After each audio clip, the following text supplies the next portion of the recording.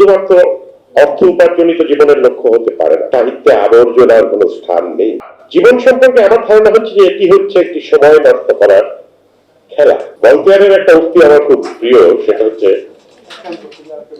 লেখকদের উদ্দেশ্যে বলছেন, যতক্ষণ তুমি না লিখে থাকতে পারো, কারণ দ্বিতীয় লাইনটি হচ্ছে সাহিত্যে আবর্জনার কোনো স্থান নেই। এই লেখাটি, এই কোটেশনটি আমি ধারণ করেছিলাম যে শুধু লেখায় না, শিল্পের যে কোনো মাধ্যমে আবর্জনার কোনো স্থান নেই। সুতরাং আমি যেন কোনোভাবেই আবর্জনা উৎপন্ন না করি, বা করলেও সেটা যাতে দ্রুত ডাস্টবিন পর্যন্ত পৌঁছে দিতে পারি, সেটা তারা সন্তুষ্ট ছিল। আর ওই কনফুসিয়াসের কথা যে প্রত্যেকটি মানুষের দুটি জীবন আছে, একটি বুঝতে পারে সে অর্ধেক পার হয়ে যাওয়ার পরে, সেটা শেষ হওয়ার পর, মানে দুটি জীবনের একটি শেষ হয়ে যাওয়ার পর সে বুঝতে পারে যে তার চলে গেছে। আর জীবন সম্পর্কে আমার ধারণা হচ্ছে যে এটি হচ্ছে একটি সময় নষ্ট করার খেলা। আমরা নানান ভাবে সময় পার করার চেষ্টা করি, খেলা দেখে, গান শুনে, চলচ্চিত্র দেখে, ঘুমিয়ে বসে, আলস্যে এবং অন্যান্য কাজে। কিন্তু এই যে টাইম ম্যানেজমেন্টটি, সেটি আমার মনে হয় এই খেলাটি খুব আকর্ষণীয় হয়ে উঠতে পারে যদি কেউ সৃষ্টির খেলায় মাতে, যদি সে মনে করে যে সে কিছু একটা সৃষ্টি করতে চায়, এবং তখন সে কিন্তু একটি অত্যন্ত মূল্যবান স্ট্যাটাস অর্জন করে, সৃষ্টির স্ট্যাটাস, যেটা তখন সে ধারণ করতে চায়। তখন কিন্তু সে একটা অসম্ভবকে সম্ভব করতে চাচ্ছে। সব বলে দেওয়া গল্প, পৃথিবীতে এই ১৭ কোটি বছরের মানুষের ইমোশনের তো কোনো চেঞ্জ হয়নি। সকল বিবর্তনের পরেও মানুষের মৌলিক হাসি, কান্না, দুঃখ, অনুভূতি একই রয়ে গেছে। ঈর্ষাও একই রয়ে গেছে। আমার মধ্যেও সেই মালিন্যগুলি আছে। এবং থর্নটন ওয়াইল্ডারের কথায় বলতে হয়, নিজের মধ্যে কিছু মালিন্য রেখো, কিছু ত্রুটি রেখো, কেননা আমরা তো কেউ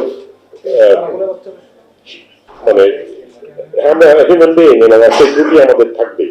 perfection is impossible, but the attempt to make something perfect should be the approach. আমি সেভাবে মনে করি। আরেকটা জিনিস মনে করি যে মানুষের ভালোবাসা এটা একটা খুবই সৌভাগ্যের বিষয়, এবং সেখানে আমার মনে হয় যে অপরকে সম্মান করার একটি বিষয় বোধ হয় দরকার।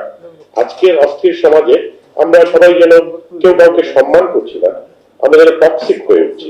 সেই জায়গাটা থেকে আমাদের শিল্পীদের প্রতিবাদ করা উচিত, আমাদের বলা উচিত।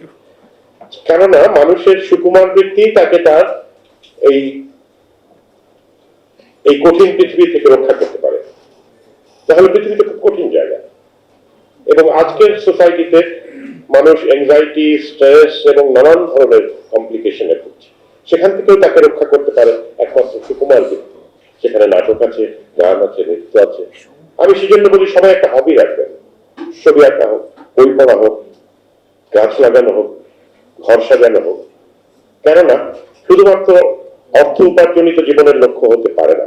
আমি জানি যে অর্থ খুবই দরকারি আমাদের, কিন্তু আমরা যদি সেই সৃজনশীলতার জায়গায় চর্চা করার অধিকার না পাই, সুযোগ না পাই, তাহলে সেটা খুব দুঃখজনক। এই 7টি চলচ্চিত্র 14টি হতে পারত, 4টি নাটক 16টি হতে পারত, কিন্তু না, শিল্পী তো স্বাধীনভাবে কাজ করতে পারেন না। সোসাইটি, রাষ্ট্র, অর্থনীতি, সমাজ সবকিছুই তাকে অনেক ক্ষেত্রে সীমাবদ্ধ করে। আমি জানি যে বাণিজ্যিক ছবি বানালে হয়তো সেটা বেশি চলবে, বেশি উপার্জন হবে, কিন্তু আমি চাই যে আমার অধিকারটা থাকুক, আমি আমার মতো ছবিটি বানাবো। আর একজন যদি অন্যভাবে বানাতে চায়, সেটাও যেন তার অধিকার থাকে।